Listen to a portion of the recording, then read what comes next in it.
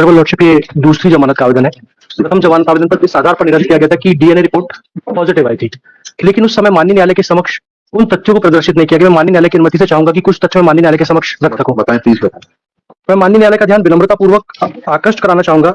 Lordship, अगर देखेंगे इस प्रकरण की सबसे ज्यादा मैं जिस इसको विवादास्पद रिपोर्ट मानता हूं वो है शव परीक्षण रिपोर्ट।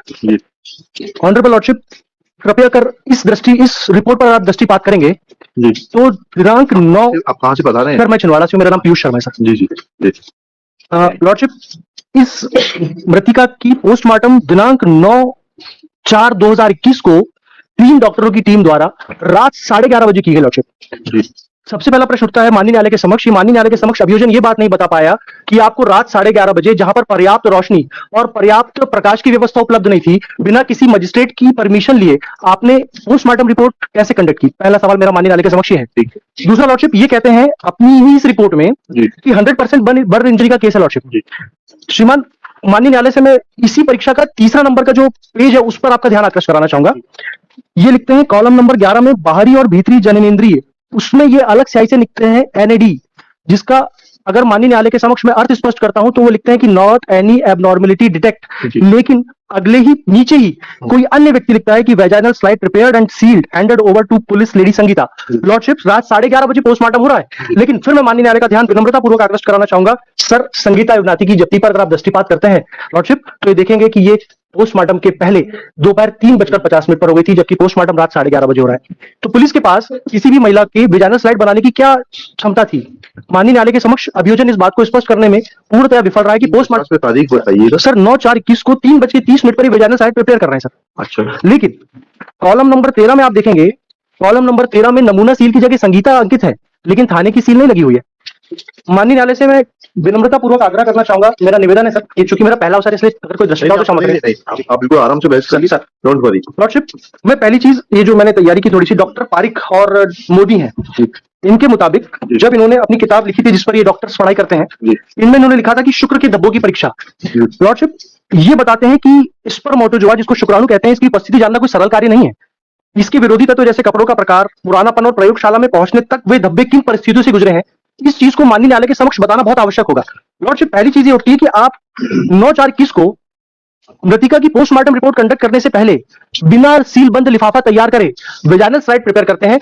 इस चीज का मेरी बात से रिलेवेंसी इस बात पर है, माननीय न्यायालय से मेरा विनम्रता पूर्वक आग्रह है सर, कि जो महिला 100% जल चुकी हो, आप उसके योनि मार्ग से शुक्राणु कैसे प्राप्त कर पाएंगे, जबकि जो स्पर्म होते हैं वो मतलब दाह के प्रति बहुत ज्यादा सेंसिटिव होते हैं, और जब कोई महिला 100% ही जल चुकी हो तो ऐसी दशा में प्रथम दृष्टया ये भ्रम और प्रथम दृष्टया संदेह उत्पन्न होता है कि जलने के बाद किसी भी महिला की वेजाइनल स्लाइड प्रिपेयर नहीं की जा सकती। ऑनरेबल लॉर्डशिप से मेरा दूसरा बहुत बड़ा निवेदन है सर, अभी मैं एक लेटेस्ट जजमेंट था जिसमें शरद बिरती चंद का हवाला हुआ था, और एक हवाला आया था सर 1984 का, जहां सुप्रीम कोर्ट ऑनरेबल माननीय उच्चतम न्यायालय का पेज नंबर 116 है।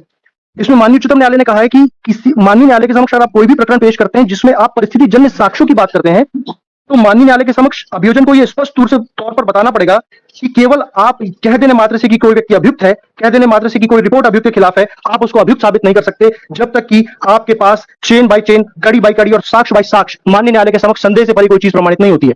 लॉर्डशिप, ठीक इसी तरह की प्रकृति का मामला था Hemant versus state of Madhya Pradesh, और माननीय उच्चतम न्यायालय ने अभी रवि कुमार राहुल वाला केस था। जी सर, ये ये वाली कॉपी सर दीजिए। मैं माननीय न्यायालय से निवेदन करना चाहूंगा कि इस प्रकरण में माननीय उच्चतम न्यायालय ने ये कहा है, और मैं माननीय न्यायालय का इस जजमेंट की ओर ध्यान आकर्षित कराना चाहूंगा सर। पूरे हिंदुस्तान के अंदर इस जजमेंट की बड़ी जोरों से चर्चा है, जिस मामले में माननीय उच्चतम न्यायालय ने सर इसमें माननीय उच्चतम न्यायालय ने डीएनए प्रोफाइलिंग को पेज नंबर 138 से डिस्कस करना शुरू किया था, और उसमें हाँ सर, मतलब वो शायद कंडिका क्रमांक 138 से सर, उसमें उन्होंने डीएनए प्रोफाइलिंग पद्धति के बारे में बताया सर। माननीय उच्चतम न्यायालय का ऐसे मामलों के बारे में कहना था कि डीएनए किया जाता है, ये कोई बहुत बड़ी बात नहीं है, लेकिन डीएनए को करने के लिए और माननीय न्यायालय के समक्ष डीएनए की सत्यता को प्रमाणित करने के लिए इसकी आपको सबसे पहले ये बताना पड़ेगा कि जो स्लाइड है, जो नमूना है, उसको विधिवत संरक्षित किया गया, उसको विधिवत लैब तक पहुंचाया गया, क्योंकि डीएनए के ऐसे अणु होते हैं जो शरीर के किसी भी तरल भाग द्वारा गुजरते रहते हैं। इसी तरह डीएनए का पॉजिटिव आ जाना किसी अभियुक्त को दोषी ठहराए जाने के लिए पर्याप्त नहीं होगा जब तक कि ऐसी संपूर्ण परिस्थितियों को माननीय न्यायालय के समक्ष स्पष्ट न कर दिया गया हो। लॉर्डशिप, इस पूरे प्रकरण में जो मैंने माननीय न्यायालय के समक्ष अभी प्रकरण प्रस्तुत किया है, उसमें भी 5 माह के विलंब के बाद ये जो सैंपल था पहुंचाया गया। लॉर्डशिप, इस प्रकरण में ना तो कोई सीलबंद लिफाफा है, और आफ्टर मतलब 4 माह के बाद सर ये इसकी डीएनए सैंपलिंग कराते हैं। ये इसकी रिपोर्ट आती है सर 20/9/2021 को। लॉर्डशिप 20/9/2021 की आप रिपोर्ट देखेंगे और 9/4 को महिला का पोस्टमार्टम रात 11:30 बजे हो रहा है साहब। 3 महीने तक ये कहाँ इस स्लाइड को रखे रहे बिना सीलबंद नमूने को जी थाने में रखा रहा। जी थाने में जब आप रखे रहते हो तो नमूने से छेड़छाड़ करने की आशंका से इनकार नहीं किया जा सकता। और लॉर्डशिप इस प्रकरण की सबसे बड़ी चीज आती है कि जब ये वेजाइनल स्लाइड और स्वैब बताते हैं, जबकि मैंने माननीय न्यायालय को पूर्व में निवेदन कर बताया था कि इन्होंने केवल सर स्लाइड प्रिपेयर की थी, स्वैब नहीं बनाया था सर। जी तो सर ये स्वैब इनको कहां से प्राप्त हो गया अतिरिक्त? इसका मतलब ये है कि अभी को झूठा बचाने के आशय से इन्होंने ये पूरी कथा रची है। लॉर्डशिप इसके बाद जब ये जांच होती है फिर ये स्लाइड वापस आता है। लॉर्डशिप ये इसका ब्लड निकालते हैं। ब्लड इन्होंने निकाला, किस अवस्था में निकाला, कितनी मात्रा में निकाला, किस तो उसका तो मेमो होता है, बनता है सर। लेकिन मेरा माननीय न्यायालय से निवेदन है कि सर आपने तो ब्लड निकाल लिया, लेकिन इसके पहले तक हमको फंसाने की संपूर्ण कार्यवाही अभियोजन के द्वारा सुनिश्चित कर ली गई। आयु एग्जामिन हो गया आपसे? सर, आयु से पूछा ये सब चीजें? सर अभी तो मैं माननीय न्यायालय के समक्ष डिले के लिए आया था कि हमारा ट्रायल नहीं हो पाता। पेन देने आए, बिल्कुल ठीक है, जी। लेकिन ये सारे सवाल तो आप आयु से पूछेंगे ना। मैं माननीय न्यायालय के समक्ष प्रॉपर्ली सील नहीं किया गया, जी। डॉक्टर आएगा, डॉक्टर से पूछेंगे, ठीक है ना। और और सर आप उससे पूछेंगे, डॉक्टर से पूछेंगे 100% बर्न केस में जो है ये वेजाइनल स्लाइड बनाई जा सकती है कि नहीं बनाई जा सकती, what will be the impact of the burn injuries on the efficacy of the sperms or the DNA material which has been recovered from the vagina of the victim। तो ये सब बातें तो आप वहां पूछेंगे। मैं माननीय न्यायालय से एक विनम्रता पूर्वक और एक निवेदन करूंगा। आप घटना बताते हैं साहब, अभियोजन घटना बता रहा है, जिस दिनांक की घटना बता रहा है ये बता रहा है सर। मैं माननीय न्यायालय से निवेदन करना चाहूंगा, माननीय न्यायालय ने अपने सुस्थापित सिद्धांतों पर बताया है कि जब आप कहते हैं तो संदेह से परे प्रकरण को माननीय न्यायालय के समक्ष प्रस्तुत कीजिए। लेकिन सर ये प्रथम दृष्टया की बात कर रहा हूं सर। आप बता रहे हैं कि जो अप्रैल 2021 जिस समय पूरा लॉकडाउन लगा हुआ था, उस दिन आप लॉकडाउन के समय में घर में लड़की को अकेला छोड़कर कहीं जाते हैं। लॉर्डशिप जब लॉर्डशिप वहां पे सब जगह लॉकडाउन लगा हुआ है, ऐसी दशा में कोई किसी व्यक्ति को अकेला नहीं छोड़ेगा। लेकिन तीसरी बात मेरा माननीय न्यायालय से सिर्फ एक बात कहनी है कि जब आपके पास पोस्टमार्टम रिपोर्ट आ गई, आपने फैब्रिकेटेड स्टोरी बनाते हुए अभियुक्त को ब्लड सैंपल कराया जिसमें भी काफी विलंब हुआ, ऐसी दशा में अभियुक्त माननीय न्यायालय से रहम की पात्रता रखता है क्योंकि इसका सर कोई आपराधिक रिकॉर्ड नहीं है। माननीय न्यायालय से मेरा इस बात के लिए भी विनम्र आग्रह है कि सर आज एक जो लड़का बहुत मेहनतकश मजदूरी के साथ अपना जीवन यापन करता है, उसको जिन आधारों पर माननीय न्यायालय के समक्ष उसका प्रकरण प्रस्तुत किया गया है वो रहम के आधार पर और इस सद्भाविक आधार पर कि उसको लगभग 1 वर्ष हो गया है, ऐसी दशा में भी हम शायद माननीय न्यायालय से रहम की पात्रता रखें। सर जो जितना आर्गूमेंट ले रहे हैं सर उससे तो सब डॉक्टर और आईओ भी बता पाएगा। बाकी मेरिट पे तो सर जो दो विटनेस है प्राची और असिता, इनकी जो सहेली है जी इसने पूरा बताया। क्या बताया, पढ़िए।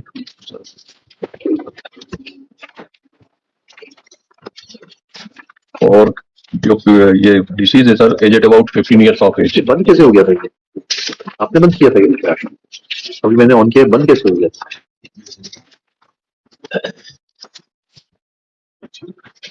मैं माननीय न्यायालय से एक बात और कहना चाहूंगा। माननीय न्यायालय सर ये कहते हैं कि किसी भी जमानत को देखते हुए ग्रेविटी ऑफ ऑफेंस, साक्ष्य को टेम्पर्ड करने की स्थिति, और जैसा भी प्रोसिक्यूशन ने कहा है सर, डॉक्टर और पुलिस तो हमारी जज में नहीं है, और जिनका नाम आप ले रहे हैं सर उनकी भी साक्ष्य कराए गए हैं घटना के 6 माह बाद। उनकी साक्ष्य तो पढ़ रहे हैं मुझे, जो रिलेवेंट पोर्शन है प्लीज पढ़िए सर कि राजा गुप्ता जनवरी 2020 में डांस का प्रोग्राम के पहले मुझे शिवानी आहाके एवं शिवानी की मां शिवानी की बुआ परिवार के लोगों को लेकर देवरानी दाई मेला में ऑटो से लेकर गया था। तभी से शिवानी एवं राजा गुप्ता का परिचय हो गया। ऑटो राजा गुप्ता के पास है। कक्षा 10वीं पास करने के बाद हम लोग एडमिशन कक्षा 11वीं इसी स्कूल में हो गया था। कक्षा 11वीं में प्राची भी एडमिशन ले ली थी। मैं, प्राची व शिवानी आगे तीनों अच्छे दोस्त थे। शिवानी कक्षा 11वीं में बताती थी कि राजा गुप्ता से उसका प्रेम संबंध हो गया है, राजा गुप्ता शादी करेगा। दिनांक 7/4/2021 को हम तीनों लोग रोजाना की तरह ज्ञानोदय स्कूल में कोचिंग में गए थे। तो शिवानी दुखी थी। मैंने पूछा कि क्यों दुखी हो, तो उसने बताया कि राजा गुप्ता ने मुझसे प्रेम संबंध है और उसने साथ में गलत काम भी किया है, लेकिन अब शादी से मना कर रहा है। दिनांक 8/4/2021 को फिर शिवानी 10 बजे रोजाना की तरह कोचिंग में आई थी और वह काफी दुखी थी। तब मैंने उससे पूछा कि क्यों दुखी है, तो शिवानी बोली कि वह बर्बाद हो गई है और राजा गुप्ता शादी करने से मना कर रहा है। फिर करीब 12 बजे कोचिंग समाप्त होने पर शिवानी अपने घर चली गई। फिर शाम को 6 बजे कोचिंग वाले शरीफ सर ने मुझे फोन करके बताया कि शिवानी जलकर मर गई है। मैंने शिवानी और राजा गुप्ता के प्रेम संबंध की बात पहले भय के कारण किसी को नहीं बताई थी और पहले पुलिस वालों ने भी पूछताछ नहीं किए थे, और जब पुलिस वालों ने मुझसे पूछताछ की है तब मैंने शिवानी और राजा गुप्ता के प्रेम संबंध की बात बताई थी। इसी प्रकार सर प्राची का स्टेटमेंट है। लड़की तो माइनर है ना, 15 साल की कंसेंट और डीएनए रिपोर्ट लिखिएगा। Shri Piyush Sharma, learned council for the applicant Raja Gupta, this is second bail application on behalf of the applicant under section 439 CRPC. Case crime number 2 of 2021 is registered at police station Ravanwara, district Chhindwara, for offence under section 305, 376 within bracket 3, 376 within bracket 2, another bracket small j, 376 within bracket 2, another bracket small n of the Indian Penal Code, section 5, 6 of POXO Act, section 31W2 and 32V, 325 of Scheduled Caste and Scheduled Tribes Prevention of Atrocities Act. Full stop. It is submitted that applicant is in custody since 29/10/2021. Next pair. Shri Piyush Sharma submits that the whole story of the prosecution is full of improbabilities. Full stop. He submits that postmortem was conducted at 11:30 p.m., which is not permissible without taking consent of the concerned magistrate. Full stop. It is further submitted that there is a mention of preparation of a vaginal slide in the postmortem report, but vaginal slide was seized at 3:30 p.m. was prepared at 3:30 p.m. as is evident from the memorandum prepared in support of preparation of such vaginal slide. Full stop. Shri Sharma further submits that the vaginal slide was kept in open for a long period of 5 months in as much as DNA report is dated 20/9/2021. Full stop. He alleges that this sample was lying with the concerned police station and was not forwarded to the concerned laboratory. Full stop. He further submits that when the deceased died of burn injuries which have been certified to be 100% by the concerned doctor, then with the concerned team of doctors which conducted postmortem, then there was no possibility of survival of DNA material in the sperm which has been allegedly matched with the blood sample of the present applicant. Full stop. Shri Sharma also raises a doubt over the efficacy of sampling methodology and relying on the judgment of Supreme Court in Criminal Appeal number 611 of 2022, Rahul versus State of Delhi, Ministry of Home Affairs and other connected Criminal Appeal number 612-613 of 2022, Ravi Kumar versus State of NCT of Delhi with Criminal Appeal numbers 614-615 of 2022, Vinod alias Chotu versus the State Government of NCT of Delhi Home Affairs. It is submitted that complete sampling methodology has been discussed in para 31 of the said order. Full stop. Honorable Supreme Court has exhaustively quoted relevant paragraphs from another judgment of Supreme Court in Manoj and others versus State of Madhya Pradesh, bracket में 2022, bracket close, SCC online, SC 677, and reading this, it is submitted that there is neither for adherence of the protocol for taking samples for DNA testing, nor there is any material to point out guilt of the present applicant. Full stop. It is submitted that present applicant is a self-employed person. He is young, he is a youth of aged about 21-22 years. He be enlarged on bail. Next paragraph. Shri Ajay Kumar Tamrakar, learned penal lawyer for the state, submit that statements of two of the friends of the deceased Shivani are available on record, namely Prachi and Archita, who have expressed in their statements that deceased was having a filial relationship with the present applicant, who was driving auto at the relevant point of time, which they used to engage to travel up to their school. Next.